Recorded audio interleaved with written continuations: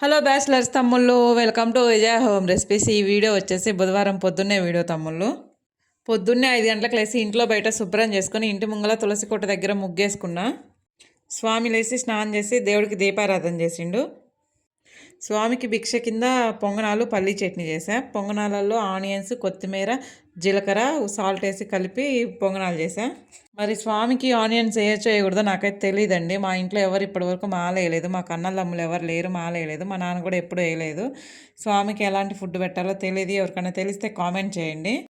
అలాగే పల్లి చట్నీకి పచ్చిమిర్చి, పల్లీలు సిమ్లో కొంచెం ఆయిల్ వేసి సిమ్లో పెట్టి కొంచెం సేపు వేగనిచ్చి దాన్ని మిక్సీకి వేసి పెడితే చట్నీ బాగుంటుందండి. దాన్ని పోపు పెట్టేసేయాలి. ఇంకా స్వామికి ఇంకా భిక్ష తిన్నాక పిల్లల ముగ్గురికి కూడా తినిపించేసుకొని ఇంకా పాపకి వాళ్ళ స్కూల్లో క్రిస్మస్ సెలబ్రేషన్స్ ఉన్నాయంటే చెల్లె రెడీ చేసింది పాపని. పాప అయితే ఈరోజు మంచిగా రెడీ అయింది. పాప ఎలా ఉందో ఒకసారి చూసి కామెంట్ చేయండి. అలాగే వీడియో కనుక నచ్చినట్లయితే లైక్ చేసి షేర్ చేసి సబ్స్క్రైబ్ చేయండి. పాపకు బాక్స్ కింద పొంగనాలు, పల్లీ చట్నీ, పపాయ బాక్స్ పెట్టి పంపించి